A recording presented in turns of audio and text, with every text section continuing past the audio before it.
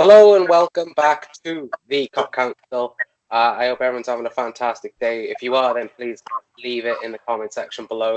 As you can see, we are joined by a very special guest, Dave from Dave's LFC Chats. You guys know Dave if you're a regular on the channel. He did come on a couple of weeks ago. So Dave, how are you, mate? All good, Connor. All good. How's your channel going? Cup Councillors, a fresh, new Liverpool fan content channel on YouTube. How are you getting on? All right. At the minute, one video we did, I think now has over 190 views, so we are currently doing well. Yeah. Do you know what it is? There's so many Liverpool channels as well.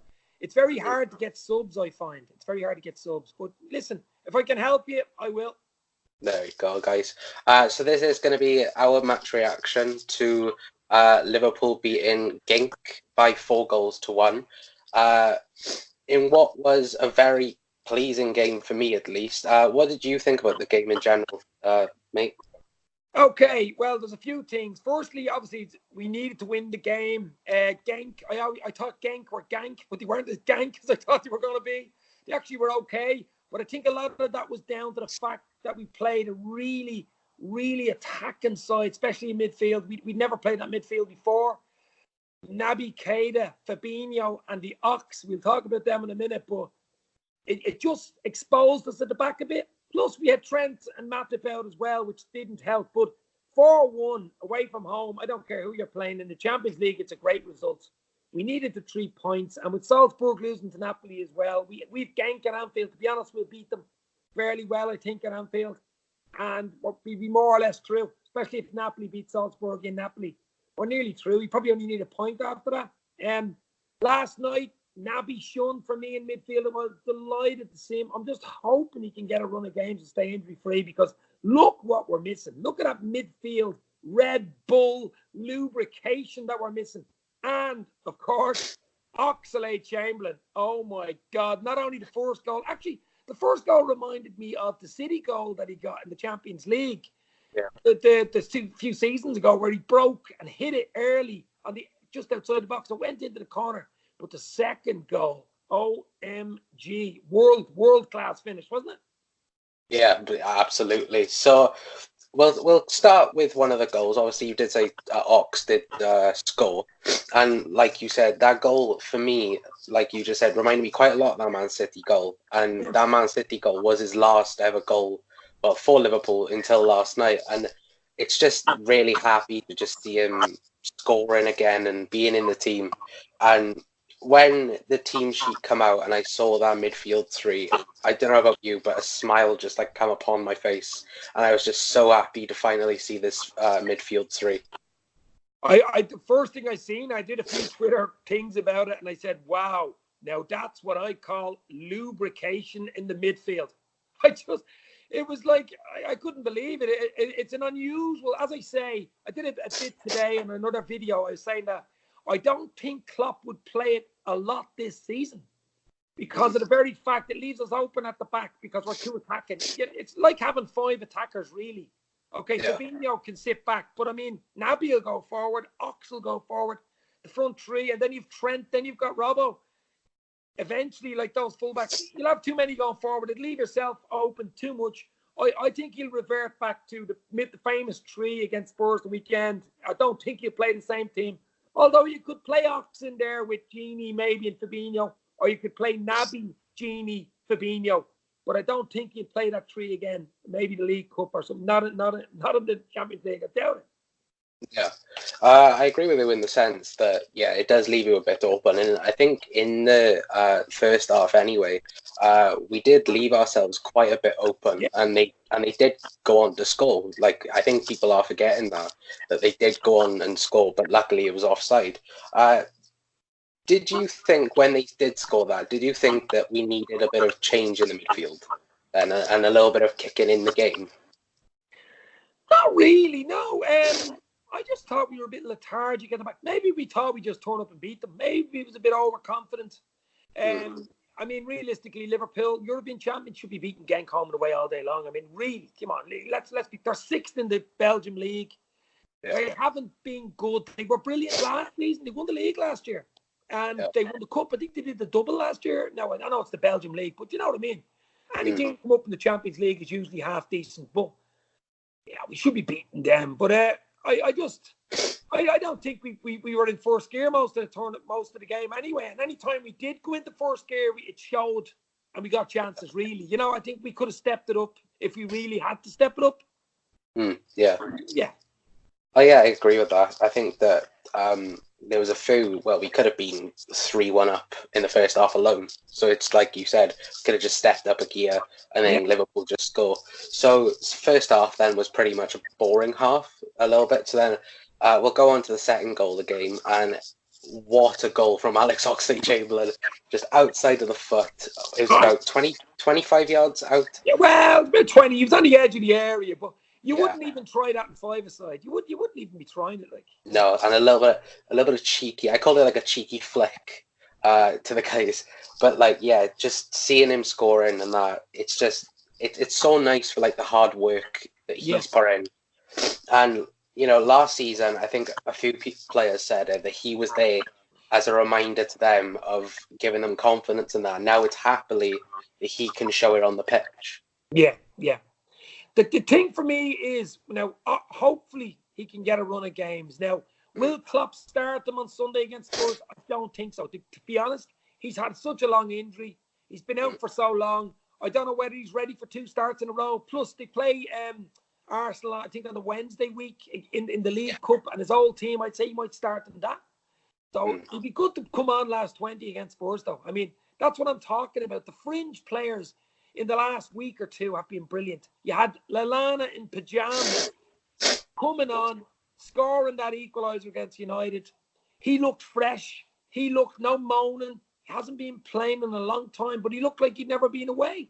Naby Keita last night, the same. Ox last night, the same. Even Lovren had a decent enough game, except he made 1 or 2 mistakes, probably for the goal. He was at fault, but there's always a mistake in Lovren, unfortunately.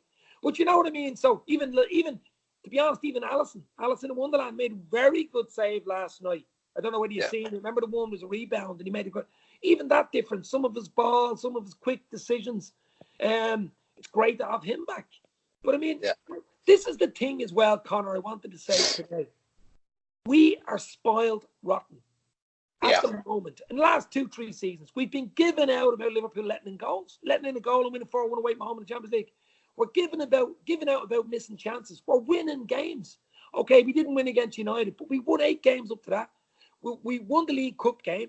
We won the Champions. We won the Super Cup. We're European champions. We're being spoiled, and every little mistake or every goal we let in is being criticised beyond belief. Yeah. No, I agree with that. To be fair, like, you know, if we were conceding goals and it was costing us, then there might be a bit of concern. But you know, who cares when you're thrashing teams 5-6, 4-0 and then conceding one? Because you know the game was over at the end. I'll tell you who cares. Van Dijk and Alisson care. If you're a defender, you don't want to let in a goal. If you're a goalkeeper, you certainly don't want to let in a goal, because that's really your job, not to let in goals. So okay, they care, but I'll take 4-1, I'll take 2-1, I'll take 3-1. Once you're winning the game, it's not a mistake. It doesn't really matter. Okay, you can also, a lot of players will always tell you that clean sheets is really where you want to. That's what we did last season, because of the very fact that in a really, really tight game, you know you're not going to concede. You know you're going to be hard to concede.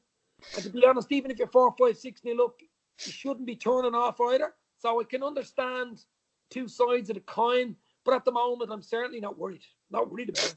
No.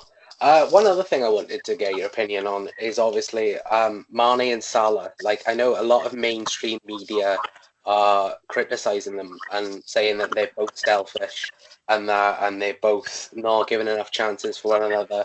Well, they kind of shut up the haters last night because they both assisted and scored. That has been blown out of the water the last 3 or 4 weeks. That's bullshit. I mean, that's just media or anti-Liverpool bias trying to stir something in the Liverpool camp when they know the camp is like, they're all like brothers going around, or they're all like scouts, Boy Scouts, like, you know, they're all friends. Yeah, it's absolute bullshit. I never thought twice about it. Man, I did go mad that time, but sure, everybody goes mad. I used to play 5-a-side years ago. You'd be going mad if you missed a chance or someone didn't pass you in a 5-a-side game. So you know what I mean? Give me a break. Yeah, it's one of these things, in a where I think that everyone's just trying to find like little gaps in this Liverpool team because they know we're so good, and it's like you They're said, looking it's for absolutely little chinks in the armor. Maybe we can get at them here. Maybe we can get at them there. Won't happen, baby. yeah, exactly. So for yesterday's game, who was your man of the match for yesterday's game? For yesterday's game, you have to give it. It was a toss of the coin between Naby and Ox because they've been out for so long. Both have brilliant games. You have to give it to Ox for the very fact that he got 2 goals, I suppose. But I mean, there was 3 or 4 really good performances. Naby, as I said, was brilliant. Fabinho was quietly brilliant as usual. He seems to be becoming a vital cog in the Klopp machine. He seems to be the first name on the sheet. Van Dijk was pretty good again, as he is in most games, so you can't even say much about that. Mane ran all night. Firmino was quietly effective. See that beautiful little flick? Imagine that would have come off. Oh, that was pornography in football. I mean, Salah was quiet, but he got his famous goal. What a turn, a swivel into the corner, postage stamp. There was so many good performances. As you say, we looked a bit dodgy at the back, but that was down to the formation more than the way we played. But I mean, I have to give the Ox for the very fact that he got 2 goals. Sorry for the the very long answer, but Oxlade-Chamberlain for me. No, that's fine. Yeah, for me anyway, it was Ox. Like we said, 2 goals and looking really, really sharp. And hopefully, like we both said, that hopefully he can stay injury free now. For that, then obviously, I think, like you said, Fabinho is the first name on the team sheet for Spurs. Out of the midfield, well, the 2 of them between Keita and Oxlade-Chamberlain, which one of them 2 would you start against Spurs? Okay. Obviously, I think we've definitely Trent back. There's still a doubt on Matip, but I'd say he will be back. So we'll have the usual back 5 with Alisson, right? This is going to be my starting 11. I'll do it real quickly. Alisson and Wonderland and goal. Terence Trent Derby, sign your name across my heart. On the other side, we have Robo, the King of Scotland. In the middle, VVD, the King of Holland. Colossus, I am a giant. And then we have Billy Joel Matip. So that's the back 5. In the middle is the big one for me. I think he'll go with club captain Hendo, Bigfoot and Henderson's. Nab the ball, Keita, I think, has got a start in the start. And Genie out of the bottle. I think he's going to have that 3. And the fabulous 3 amigos up front. No look, Bobby, Mane in the mirror, and Mo Salah. That's my 11, baby. Well, there you go. So you should actually have them on T-shirts. I'm actually wanting them on T-shirts and happily on. Epic 11. So, guys, that's going to be it for our match. Well, not match preview. Sorry, our match review of last night's game. Thank you, Dave, for coming on. Guys, please subscribe to Dave. He's on the road to 1,000 subscribers right now.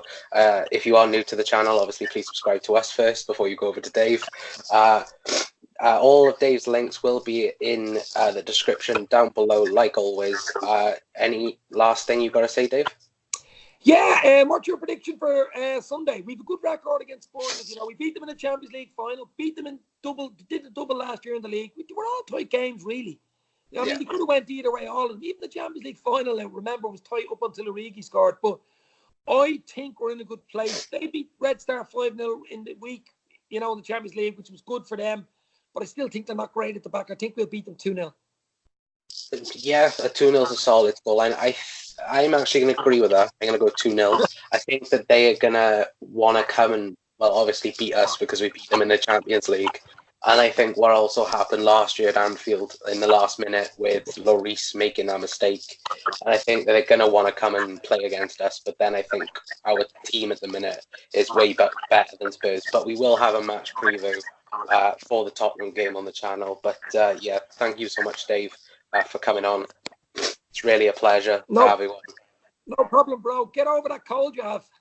I know, sorry. It's so annoying. I've had it for like nearly a week and a bit. It's so annoying. Do you know what annoying is? You know what annoying is? Yeah. 6 upside down. Okay.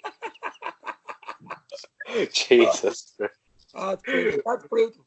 Right. Thanks, guys, for watching. If you did like the video, please like, share, subscribe, and we'll see you in a bit. Cheers.